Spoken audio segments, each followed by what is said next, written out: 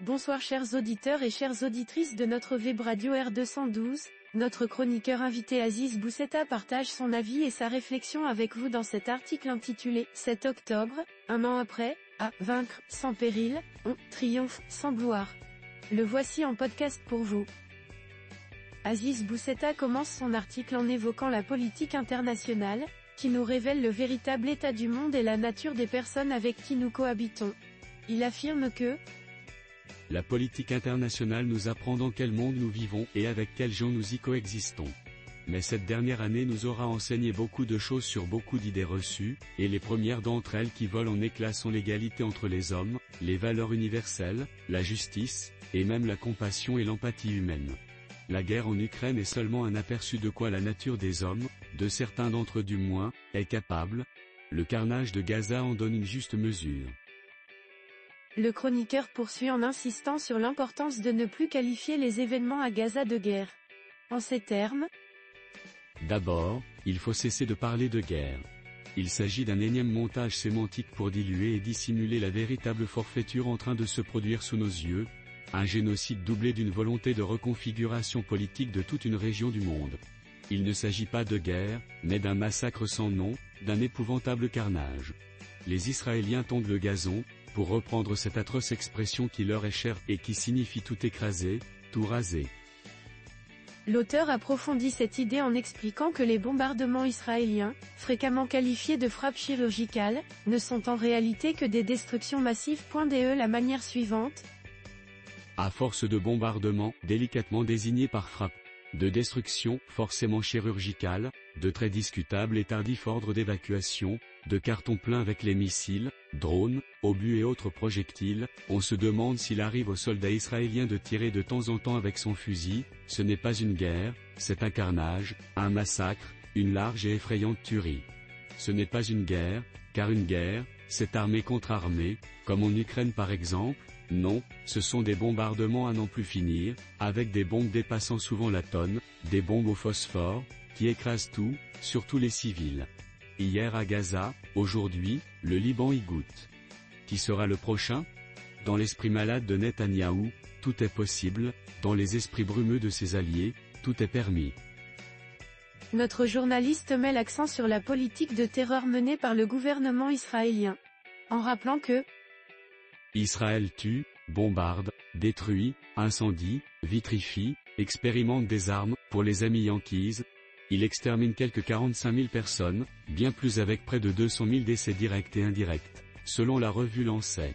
Puis, grisé par ses succès obtenus sans peine face à des populations désarmées et désemparées, l'État hébreu s'en prend aujourd'hui au Liban, et décapite le Hezbollah. Voici 4 siècles Corneille disait qu'à vaincre sans péril, on triomphe sans gloire. Ça tombe bien, les Israéliens ne veulent ni péril, ni triomphe ni gloire, ils veulent simplement vaincre. Ont-ils vaincu? Incontestablement oui, si l'on s'inscrit dans une histoire à court terme, dans la logique du langage des morts et des destructions. Oui, ils ont vaincu, pondu Gaza, massacré près de 10% de sa population, jeté l'effroi dans les chaumières et stupéfait, horrifié le monde. C'est une victoire certes, mais une victoire qui rappelle celle d'Attila, l'homme après le passage duquel l'herbe, ou le gazon, ne repousse plus. L'auteur revient ensuite sur la célèbre citation de Corneille. Alors, Israël et son chef Netanyahou déclarent que la guerre est gagnée, que le Hamas est détruit et bientôt pareil pour le Hezbollah. Ils sont aidés en cela par la meute de journalistes, d'analystes, de lobbyistes et de sionistes en Occident. En face, l'un des rares chefs survivants du Hamas, Khaled Meshal, affirme aussi que son groupe a gagné. Qui a raison, qui a tort? Tout est une question de niveau de réflexion. Le Hamas a-t-il gagné? Ce n'est peut-être pas sûr, même si sa mesure de victoire répond à d'autres critères que ceux convenus. Il a certes perdu une dizaine de milliers de combattants et quelques dizaines de kilomètres de tunnels, mais il conserve d'autres dizaines de milliers de miliciens et encore des dizaines de tunnels. Il a néanmoins gagné la guerre de l'image, et ceux qu'il est supposé défendre et protéger, les Palestiniens, ont gagné toutes les batailles et la guerre des cœurs, de l'image et même du droit. Aziz Boussetta explore ensuite les réactions internationales, soulignant que ainsi, et en dépit du retard de la CPI, des mandats d'arrêt vont être lancés contre les principaux dignitaires israéliens, et la Cour internationale de justice s'est prononcée sur les droits des Palestiniens. l'AG de l'ONU leur a conféré un siège d'État observateur non membre et les Palestiniens ont gagné l'empathie, puis la sympathie des peuples du monde, occidentaux compris. Malgré les inconditionnels d'Israël qui persistent et signent à défendre l'indéfendable, à excuser l'inexcusable. Le monde se retourne contre Israël et se détourne de ce qui aurait pu être sa juste défense. S'ils avaient conscience de ce qu'ils font, les Israéliens cesseraient leurs atrocités et leurs boucheries et feraient amende honorable. Ils comprendront enfin le sens profond de cette phrase à la paternité multiple tant elle est vraie, on peut tout faire avec une baïonnette sauf s'asseoir dessus. Le chroniqueur se demande alors qui a réellement remporté cette guerre. En évoquant enfin les dirigeants mondiaux de la manière suivante. Il reste les Biden, Macron, Starmer, Trudeau, Scholz et les autres, mais eux, malgré leur pouvoir de nuisance actuel, ils ne pèsent pas grand-chose et ils paieront dans l'histoire le juste prix de leur inaction complice d'aujourd'hui contre le massacre, et leur action résolue à procurer des armes puis protéger les tueurs.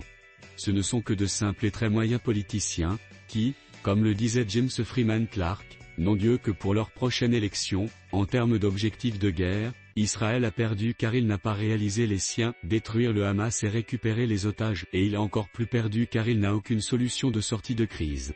Les Israéliens comprendront cela quand Netanyahou sera parti, car Dieu merci les hommes sont mortels, et qu'ils réaliseront dans quel cloaque moral il les a jetés. Le Hamas et le Hezbollah ont aussi perdu car jamais les Palestiniens et les Libanais ne leur pardonneront la perte de leurs enfants, parents et autres êtres chers. En conclusion, Aziz Boussetta affirme que, sur le long terme, les Palestiniens auront un jour leur propre État en estimant que, sur le moyen terme, les Palestiniens auront très certainement leur État. Quand le monde aura achevé sa reconfiguration aujourd'hui en marche, les Israéliens comprendront qu'ils forment désormais un lourd fardeau pour leurs protecteurs, lesquels les conduiront tôt ou tard à récipicence. Les Palestiniens ont payé le prix du sang et l'étendue du carnage leur fera gagner du temps, aussi cynique que cela puisse paraître.